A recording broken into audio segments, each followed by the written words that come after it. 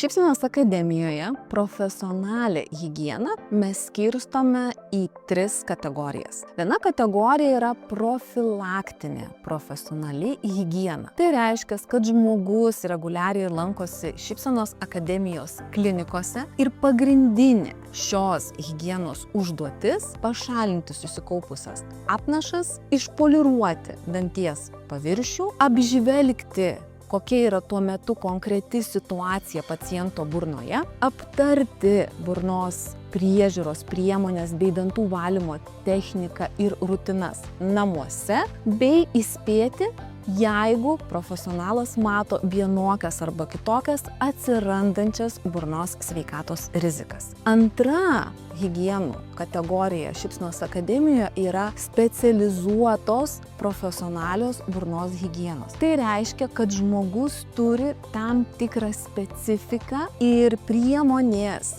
bei technologija, kuri yra naudojama profesionalios burnos higienos metu, yra nestandartinė, bet reikalaujanti tam tikrų elementų.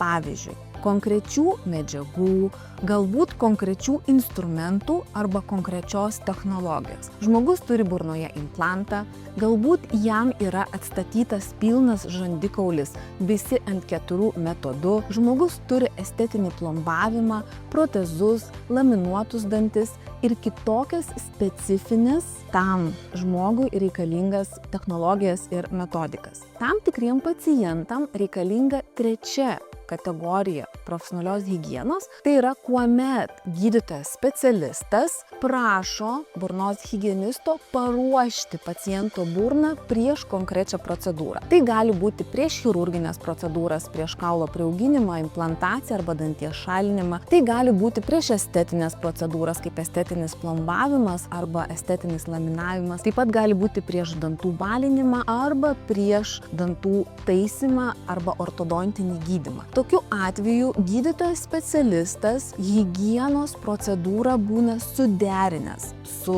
savo komandos nariu, konkrečiu higienistu, kuris žino, kaip, kokiu būdu, kokią metodiką, kokiais protokolais parengti pacientą jo laukiančioms procedūroms.